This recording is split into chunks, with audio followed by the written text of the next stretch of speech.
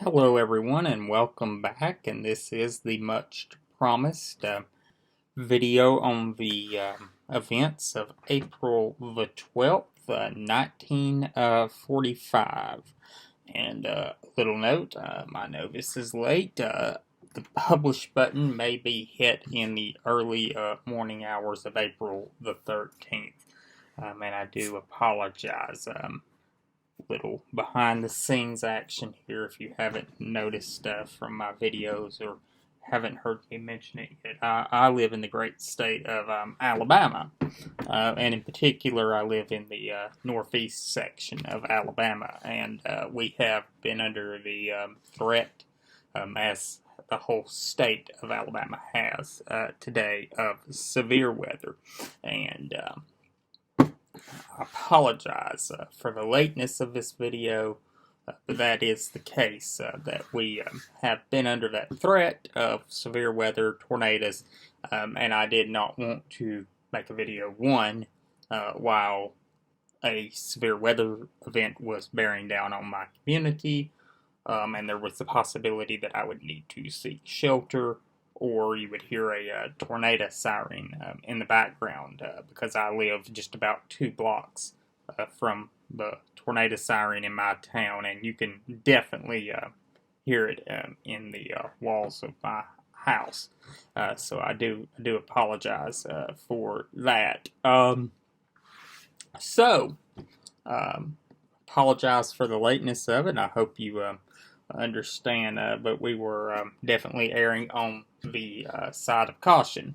So, a couple of quick housekeeping notes. If you have not yet, please hit that subscribe button, the bell notification icon to be alerted anytime I post new content, and please tell your friends, spread the word about this channel. I would love to be able to do more with the channel and produce a lot more quality content for everyone, and the way we do that is getting the word out. Without any further ado, the events of April the 12th, 1945. And on this date, in April 1945, Franklin Delano Roosevelt, who had been president through the depths of the Great Depression and was leading the United States to its ultimate victory in Europe, and the development of the atomic bomb was nearing completions and would end the war in the Pacific, died.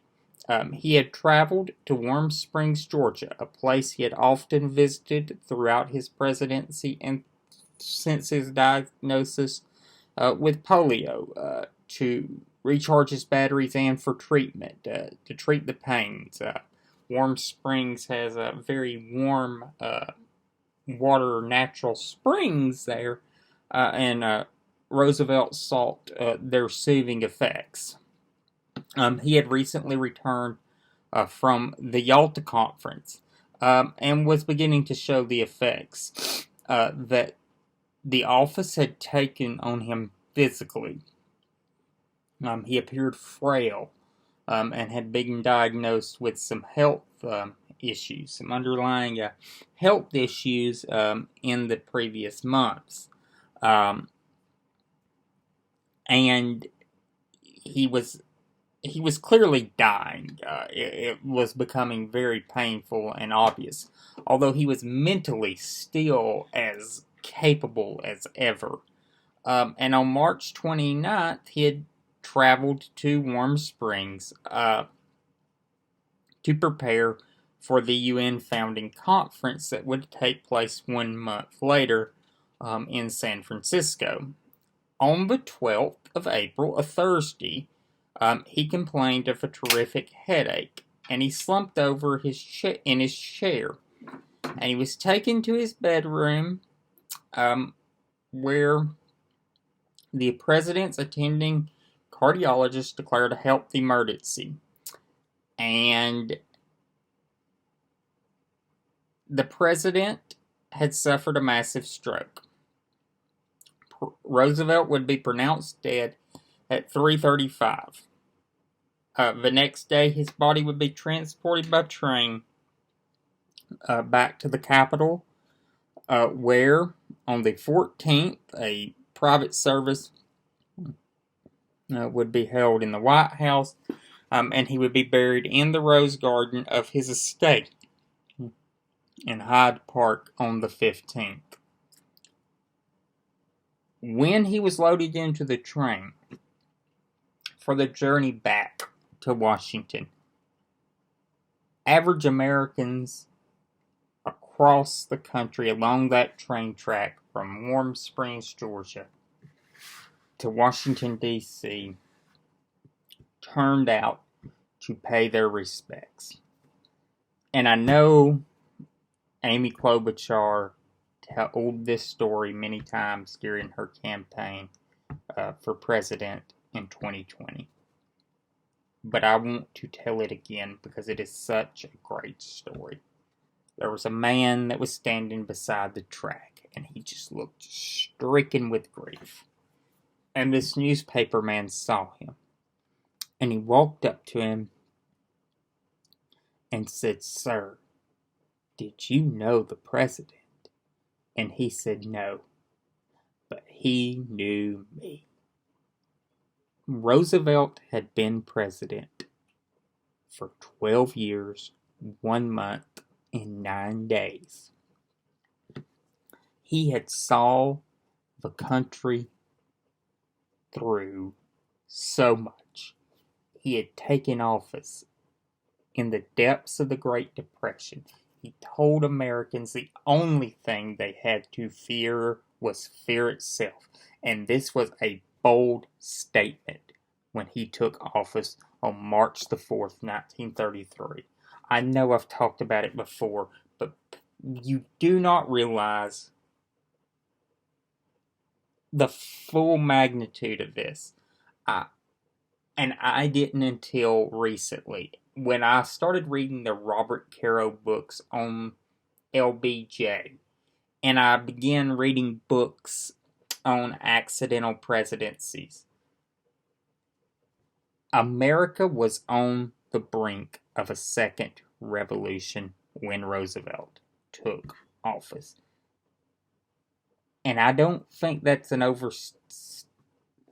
like a hype statement. It was that bad. And Roosevelt ascends to office, and he tells Americans the only thing we have to fear is fear itself. You have the New Deal, the first 100 days of the Roosevelt administration. You have Roosevelt presiding over the seeing the great threat emerge in Europe and in the Pacific, and takes this country that was very isolationist tendencies and mobilizes them for war,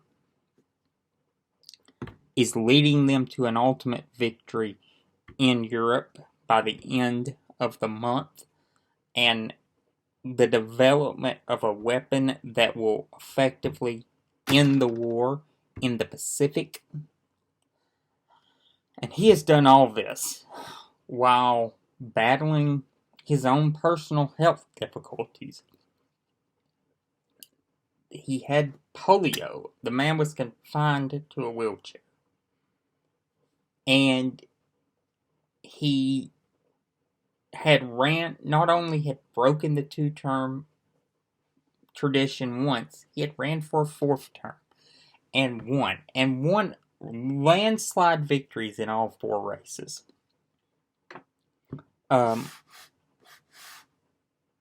He was very popular as president, and historians would go on to regard him as such, and had expanded the powers of the presidency to a degree no other president had.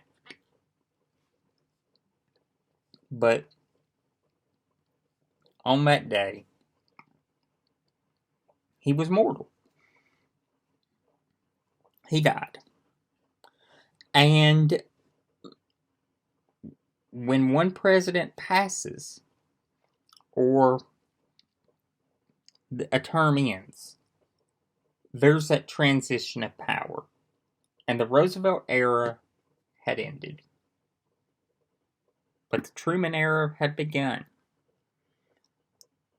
After 82 days in office as vice president, Harry Truman had presided over the Senate.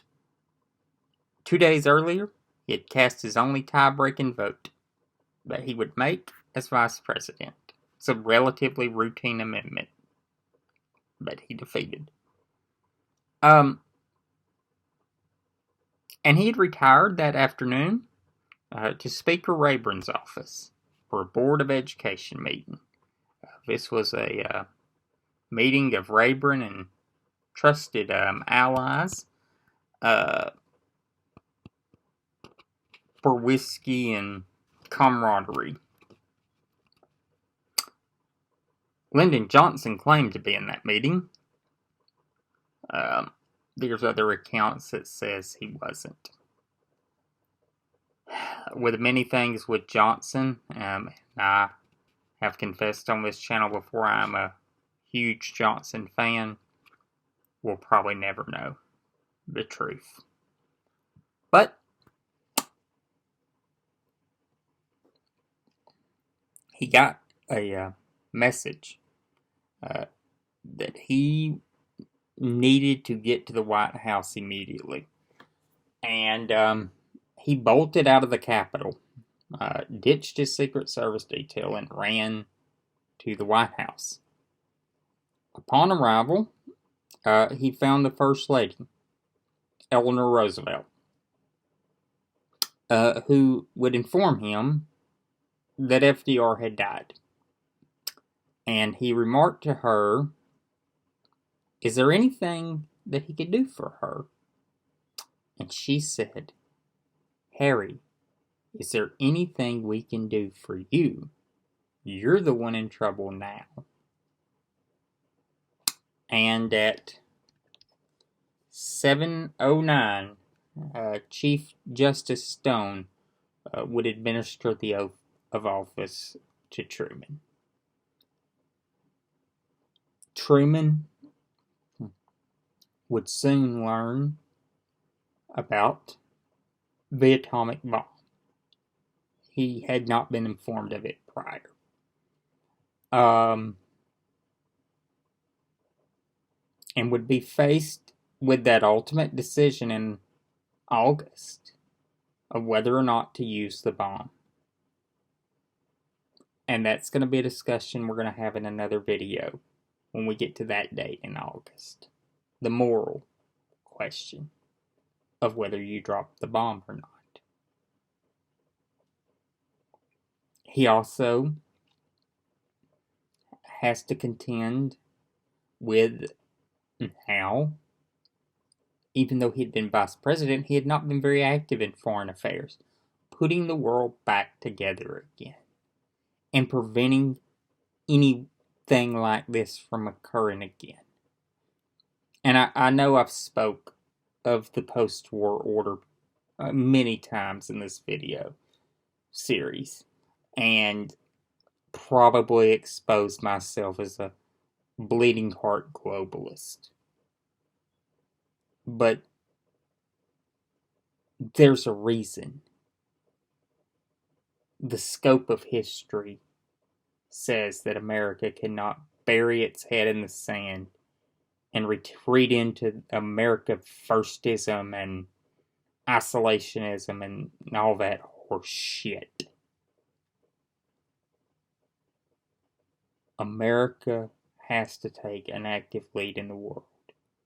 And thank God we had men like Harry Truman and FDR steering this ship. And would have men like Dwight Eisenhower and his successors that believed in this post-war order that is created. FDR would not live to see its completion, but I believe he would be very satisfied in the work that his vice president accomplished. More than satisfied. One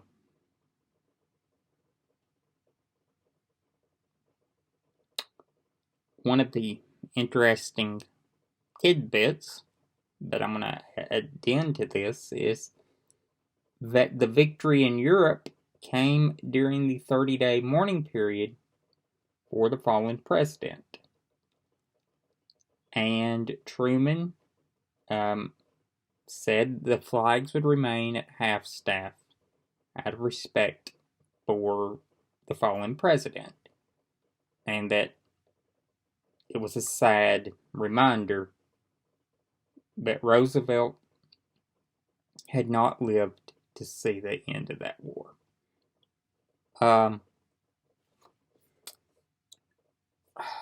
It's just a one of those events that you think about in that. And also, you would have